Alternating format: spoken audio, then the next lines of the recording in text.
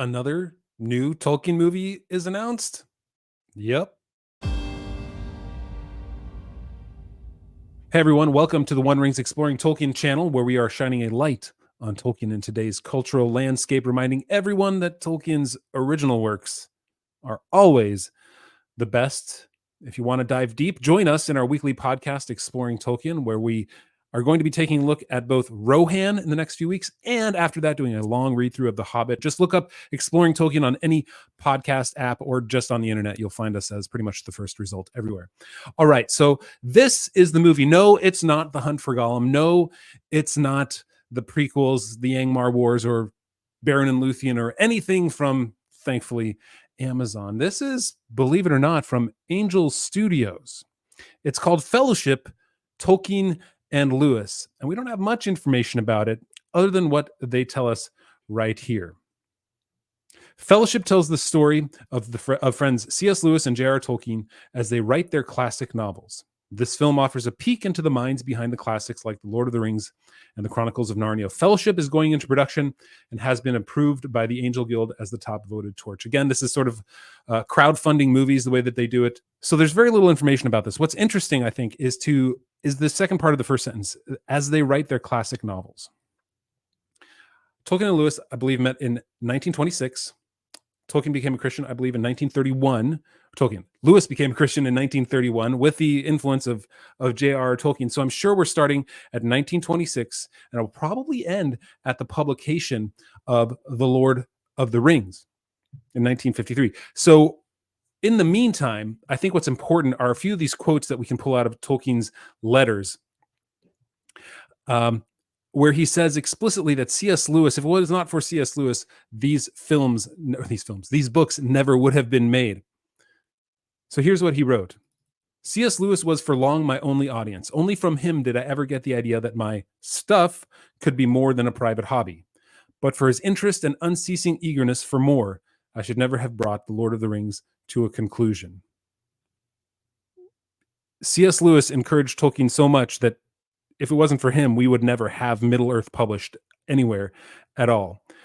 That's an interesting quote. I feel like an even more interesting quote is this from, I believe it's the same letter. Lewis is a very impressionable man, and this was abetted by his great generosity and capacity for friendship.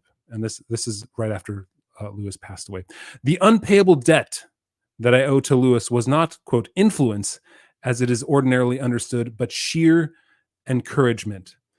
It wasn't like a parent telling a child, good job, this looks great. Yeah, you should keep going doing it. It was encouragement, like, you need to do this. You are an expert. You know this. You are creating a world that we want to be a part of. You need to go out and do this. So this film, Fellowship, hopefully they'll dive into how Lewis encouraged Tolkien.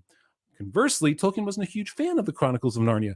Tolkien wasn't a huge fan that Lewis essentially said that the character of Ransom in his space trilogy was Tolkien. I mean, he's called a philologist in Lewis's space trilogy, Out of the Silent Planet, Perelandra, and That Hideous Strength. So there's some tension in their writings, and they did have their friendship faded away as they got older, and they weren't really in communication much by the time that he passed away, by the time Lewis passed away.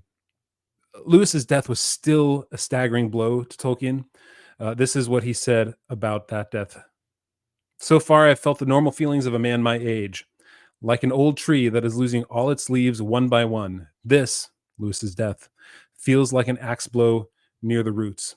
So even though their friendship wasn't as strong as it was during the time of the Inklings, which started in the 1930s, which this film would also be talking about, by the time they died, it wasn't as strong as when the Lord of the Rings was published. But even losing Lewis, it was an axe blow near his roots, because they had shared so much of life, so much of their art with each other.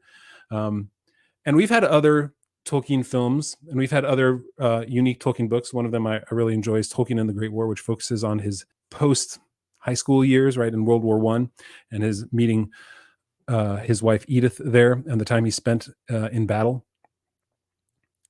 And we got the Tolkien movie from 2019 with Nicholas Hoult in it, which was fine, but it didn't concentrate anywhere on his faith, on his Catholicism, on Lewis's faith anywhere. So I'm hoping that this film concentrates far more on the importance of the faith that Lewis and Tolkien had, on the differences that they had, on the struggles that they had, but also that both of them became who they were because of each other. You know, iron sharpens iron. I know it's a trite maxim, but it was true for their case. Without each other, they would not be the authors that they came to be. Perhaps the most well-known theological writer of the 20th century, and certainly the most well-known fiction writer of the 20th century. Tolkien was voted the author of the century in a far-reaching poll, I believe in the year 2000, 2001 maybe. So this film needs to focus on that, needs to focus on their faith, their relationship.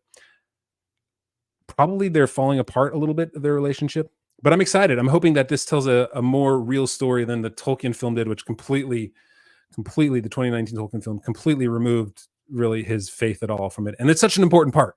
It is such an important part of who he is as a writer. I mean, it's the way that the 1931 conversation that convinced Lewis to think about faith in a different way was when Tolkien essentially said, well, what if myth finally broke through? If Christ's story is essentially what myth is reaching for, but here in this one instance in humanity, it became true. And when Lewis started thinking about that, that was really the start of his journey into faith. So I'm really hoping for more from this. Honestly, I'm more excited about this than The Hunt for Gollum, because that film seems like an exercise in futility. I know the story. Why do I care about it? It might be nice to look at, but it won't tell me anything new. I hope this here gives us a story that we haven't seen, a real story. The story of Tolkien and Lewis that we haven't seen on film before. We've seen Lewis, we've seen Tolkien, we haven't seen them together in a film that really concentrates on their relationship outside of smaller endeavors. This is going to be a large deal. This is a bigger film, and I'm excited for it. I'm here for it. What do you guys think? Let me know in the comments below. Again, if you want to dive deep into Tolkien, go into our podcast at Exploring Tolkien, exploringtolkien.com, or just look up Exploring Tolkien in your podcast app, and you'll find us everywhere.